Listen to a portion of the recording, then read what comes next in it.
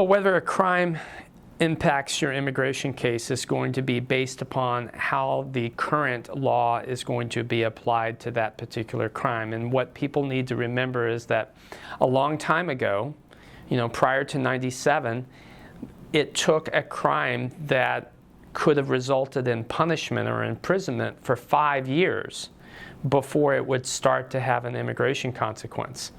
After 97, that 5-year bar was lowered to 1 year. So now many crimes that previously would not have gotten somebody in trouble can now get somebody in trouble. And so we have a lot of times people that are saying, well, my friend had this, this, and this. Well, that may have occurred a long time ago. The other issue that we deal with frequently is people not understanding that just because they went through the criminal justice system at the state or local level, they completed their probation and they did everything, immigration may not know about that. And when immigration finally finds out about that, they will apply immigration's rules to that and determine whether that is a serious enough crime that's going to render somebody deportable or removable from the United States.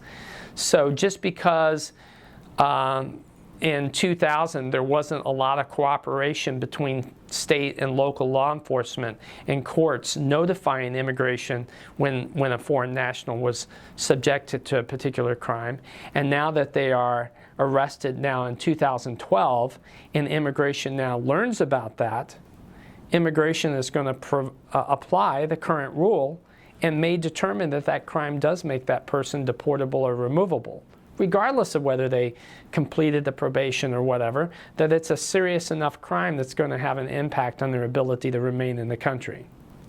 Expungement of criminal records does not help you for immigration purposes. It may help you for criminal purposes and things like job applications and applying for licenses, but it doesn't help for immigration purposes.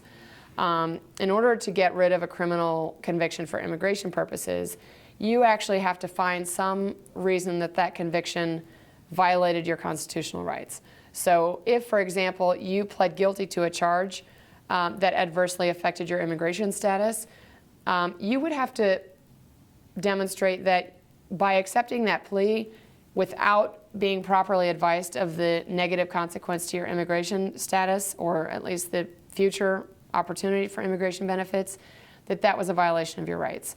And that has been done, and it certainly is done successfully in Indiana. But in general, an expungement will not help you. The other thing about criminal convictions is a lot of people come to us thinking that because they paid the fines and completed the probation successfully, that somehow eliminates the negative consequence of the crime, and it doesn't.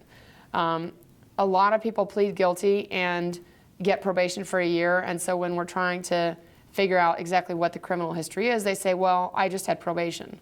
Well, the reason that you probably had probation is because you pled guilty, you were sentenced to some period of time in jail, and the court suspended that in lieu of allowing you to do probation. So you were still sentenced. I mean, the judgment of the court is that you were sentenced to 365 days or whatever. Well, that's what counts for immigration purposes. It's not what you served necessarily, but it's what the sentence that was imposed was.